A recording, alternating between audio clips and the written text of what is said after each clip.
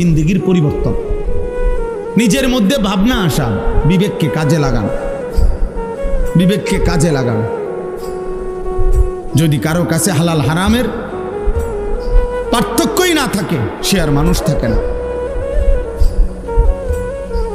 সে আর মানুষ থাকে না, সে জানোয়ারে রূপান্তরিত হয়। কারণ একমাত্র জানোয়ারের স্বভাব এটা, যার মধ্যে হালাল হারামের কোনো অনুভূতি নেই, পাক নাফাকের কোনো অনুভূতি নেই, পবিত্রতা অপবিত্রতার কোনো অনুভূতি নাই, এই জানোয়ারের আখলাক। এজন্য তোমরা যে সমস্ত ছেলে পেশাব পায়খানার পরে ঢিলা কুলুক টয়লেট পেপার ব্যবহার করো না, ঠিক মতো পবিত্র হও না, তোমার এই আখলাক জানোয়ারের আখলাক, কুত্তা বিলের আখলাক, এটা কুকুর বিড়ালের আখলাক, এটা ইনসানের আখলাক হইতে পারে না। কারণ পশু এবং জন্তু জানোয়ার, তার মধ্যে হালাল হারাম পাক নাফাকের অনুভূতি নাই। কুকুর না ঠেঙ্গালগি দিয়া পেশাব করে চলে যায়, কিন্তু একজন ইনসান মানুষ সে এমন হবে কেন? এই জন্য ধীরে ধীরে অসংখ্য মুসলমান আজকে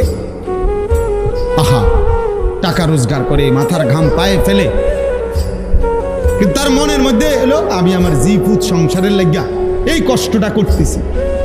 কিন্তু যাদের জন্য কষ্ট করতেছে তাদের চরিত্র, তাদের আখলাক, তাদের ঈমান, তাদের আমলের ব্যাপারে ওনার কোনো মাথা ব্যথাই নাই। উনি এমনি বলে তারার লাগিয়া কষ্ট করতেছে। আপনি তো আসলে সোফার লাগিয়া কষ্ট করতেছেন, আপনি একটা টাইলসওয়ালা বিল্ডিং এর জন্য কষ্ট করতেছেন, আপনি 20 শতক জমি কেনার জন্য কষ্ট করতেছেন, আপনি গোস্ত দিয়া ভাত খাইতেন কষ্ট করতেছেন, আপনি মূলত সন্তানের জন্য কষ্ট করেন নাই, বিবির জন্য কষ্ট করেন নাই।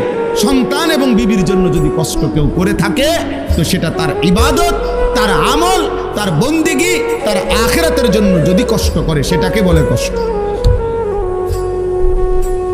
সেটাকে বলে কষ্ট। আর নাই তো এটা ভুয়া কথা, ভুয়া কথা।